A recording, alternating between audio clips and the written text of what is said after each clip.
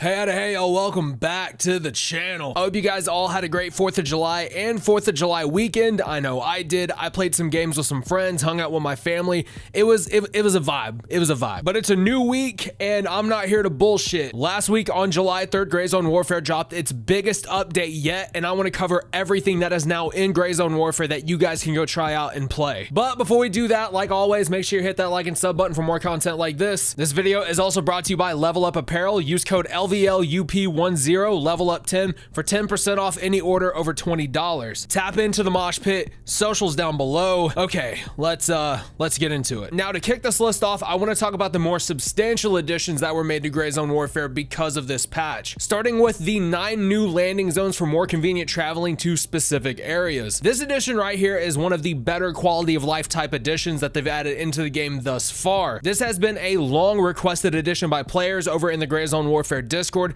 because it serves multiple purposes that add to the experience. For starters, it's supposed to cut down on waiting for helis, which we all know is a pain in the goddamn ass. This addition will also help the PvP players a little bit more because LZ camping is still fucking AIDS to deal with. Moving on, pickups and destinations are displayed in the heli details. There's not a lot to unpack with this. It means exactly what it says. The next one is separate sensitivity for ADS. This was another one of those long requested quality of life additions people have been asking about since launch, and I absolutely love it. I just wish that there were more options to adjust your ADS sensitivity because for right now, there is only one slider for it. So until we get more sliders, I recommend using variable zoom scopes. These last two additions kind of go hand in hand here because in my eyes, this is where the 10-mile hike to total optimization starts. You have optimizations to reduce rubber banding and various VRAM optimizations. These two additions I'm gonna spend some time talking about, and this will actually transfer over into my closing argument that I want to make. I know the video just started and I'm already talking about closing the video out, but just stay with me. So if we want to talk about the rubber banding optimizations, I gotta tell you right now, at first I was a little bit skeptical because the rubber banding was bad when the patch initially went live on July 3rd. I remember playing with my brother Sir Blackout and a great friend of the channel American Riot in the PvP servers because if you tried to join one of those joint operations servers, you would get stuck in queue. So we had to go to the PvP servers, and the rubber banding was still pretty bad, like I said initially when the patch went live. Now I don't know what's happened over the weekend since the patch went live, but the rubber banding on my end has been at a very minimal level. And of course, your mileage may vary. You may still get rubber banding, you may get none at all. Then transitioning over to the VRAM optimizations. These are going to be touchy for a lot of people, and I owe it to you guys to give you a disclaimer here. Just because they have added these small optimizations, please be aware that this does not mean that the game is optimized. You are not going to hop into the game and get 100 frames or more if you're running older hardware still. No one's gonna bullshit you on that. No one is gonna try to sell you some sort of snake oil for that. It is just the truth of the matter. With that being said, however, people with older Nvidia cards are showing better frame stability. AMD cards overall are reporting slightly better performance as well. Because if you guys are not aware, AMD cards in this game go together like fucking water and oil. They just don't really mix that well. But the progression is being made. In my personal experience, I've seen an increase of 20 to 30 frames on average, and I'm able to maintain 100 plus frames more consistently than before this update, but I also have a 4070 Ti Super in my system. The same system that people think Madfinger sent me only to review Gray Zone Warfare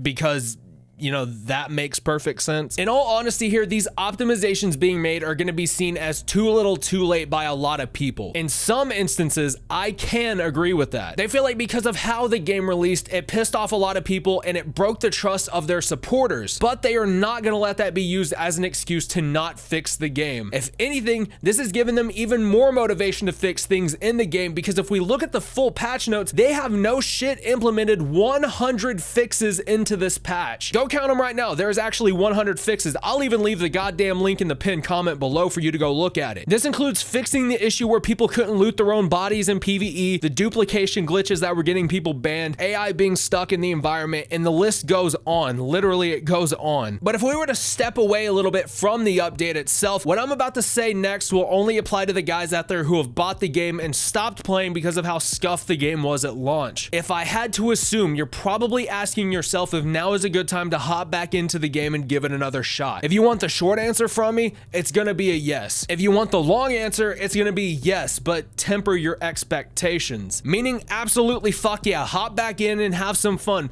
but do not be surprised or upset if the game is still not at a level that you are happy with in terms of optimization. You gotta think, optimization for a game this big is a very broad margin. And unfortunately, with broad margins, you have even broader expectations. So that is why I'm saying yes, temper your expectations, but also hop back into the game and see if it's working properly. And even if it's not working properly, let the devs know if the game is working somewhat better and let them know the specs of your system. Because I'm gonna be honest with you guys, hopping back into the game, seeing that shit really isn't any better for you, and then immediately leaving the game to uninstall it without telling the devs how your experience was, it doesn't fix anything. It doesn't. It does absolutely nothing to aid in long-term optimization. So if you're gonna hop back in, at least do yourself a service to mention what is wrong if you're still having issues, because maybe they can fix it. But I get it, we're 60 days out from when the game first released. I get it, people are still upset, they're still hurt by it. And just because I'm a community leader who talks to the devs, that don't mean shit to me.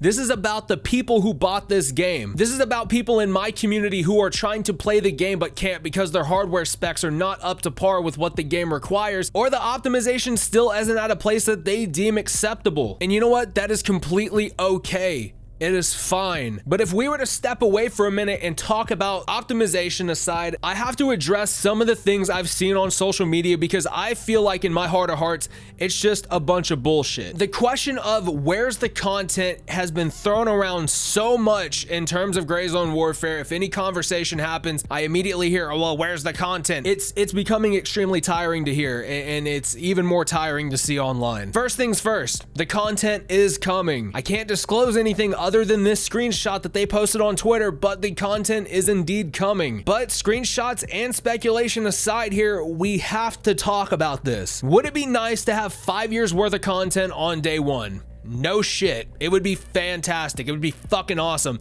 but that's not realistic at all. But why would they? Actually, to hell with it. Why should they focus on making expansions for the game when people are still struggling to play the game at its core? It makes absolutely zero goddamn sense. That's like asking someone if you can drive their luxury car when you don't even have your damn license. Do we want more weapons? Yes.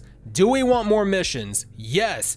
Do we want more diversity in our loot? Absolutely. But again, what is the point when the base game still needs work? And that's another thing I've seen people talking about and mention. The game lacks content. If you don't think 150 missions is enough content, then I don't know what the fuck to tell you. Genuinely have no clue. But here's the thing, man. I'm torn on two fronts. I love Gray Zone Warfare. I love the developers of the game. I love the community that's behind it. I think the game is absolutely fantastic, and it's only gonna get better with time. And if we want to talk about potential, we got to look 6-7 years down the road from now. The potential with this game is fantastic because of the people who are working on it. And another thing I'm seeing is that people are using potential in a past tense when talking about this game. I've seen, oh, this game had potential. It had potential. What do you mean had? The game just came out. If we want to talk about games that are super large in scope, if you take a look at Ground Branch, people may say that the game had potential. I still think it has potential. It's been in early access for over a decade, and this game is projected to be in early access for about 7 years, but you can't say that the game had potential when it didn't even have a chance to get out of early access. And this is the exact same way. If you look at everything that these guys are doing over at Madfinger in terms of updating their community, the hot fixes that they're putting out, the way that they talk to their people in the Discord, if you cannot look at all that and say that the game has potential but would much rather say it had potential, then I think you were just being extremely disingenuous with yourself and your expectations. Saying a game had potential would be referencing a game like Anthem that actually had something going for it at one point in time, but failed because of whatever reason. This game hasn't even made it out of early access. We're 60 days, a little bit over 60 days in, and people are already saying that the game is either dead, it won't have potential, it'll never get out of early access. And me personally, from everything I've seen and what I've heard talked about, that's just not the case. If you feel like that,